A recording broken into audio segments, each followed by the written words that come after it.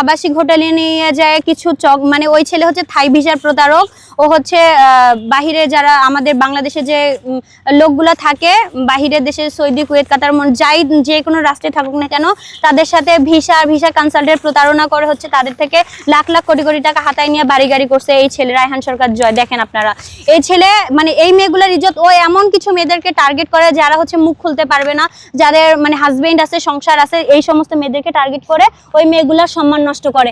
এখন আমি যখন এইগুলা কোর্টে দেখাইলাম, জজ থেকে শুরু করে ম্যাজিস্ট্রেট সবাই দেখলো, উকিল টুকিল সবাই দেখছে, ওর হচ্ছে ওর বাবার একটা সম্মান হানি হয়েছে কোর্টের মধ্যে যখন ওর সম্মান হানি হয়েছে। আমি এখন ঢাকা আসবো, আমার ঢাকায় আসার কথা মে মাসের 3 তারিখে। ওই দিনে আমার যেহেতু মোবাইল নাই, আমি হচ্ছে আমার এক ফ্রেন্ডকে নিয়ে গেছি ভিডিও বানাইতে। ওখানে ও আসে মানে ওর নানুর বাড়ি ওখানে, মানে যে জায়গায় আমি ভিডিও বানাইতে গেছি ওইখানে ও হচ্ছে জয়ের নানার বাড়ি, জয়ের হচ্ছে বোনের বাড়ি। এখন ও আমাকে দেখার পর ওর পুরা ফ্যামিলিকে নিয়ে আসছে, জয়ের বোনের হাজবেন্ড শামীম, জয়ের মানে চাচাতো ভাই রুবেল সরকার, জয়ের বাবা জাকারিয়া সরকার, জয়ের 5-6টা বন্ধু আসে হচ্ছে মানে জয়া বলতেছে আমাকে যে মামলা তুলবি কিনা। আমার কথা আমি আপনার সাথে কোনো কথা বলতে চাই না, আপনি যেহেতু বাচ্চার ভরণ পোষণ দেন না, আপনার সাথে আমার যা কথা আছে কোর্টে হবে। এভাবে যখন বলছি সে আমার মাকে মানে নোংরা ভাষা বলে, সে আমার মাকে খারাপ কাজ করবে, এটা করবে ওটা করবে।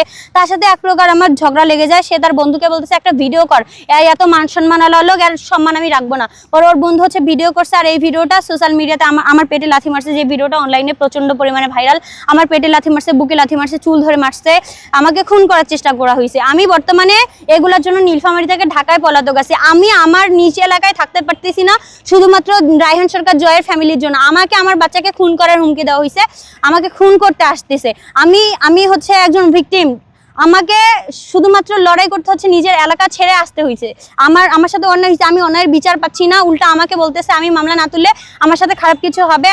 আমি যদি 14 বছরে কোনো অন্যায় করে থাকি, আপনাদের যদি মনে হয় আপনাদের ছোট বোন আপনাদের সন্তান কোনো ভুল করছে, আপনারা আমাকে মাফ করে দিবেন, আমার পাশে থাকবেন, আমি যেন ন্যায্য বিচার পাই। এবার হচ্ছে আমি হচ্ছে এই যে জয়ের বিরুদ্ধে আবার পর্নোগ্রাফির মামলাও আছে। আমি হচ্ছে জয় যখন আমাকে হুমকি দিল, আমাকে খুন করতে আসলো, আমি নীলফামারীতে জয়ের বিরুদ্ধে আবার আরেকটা জিডি করছি।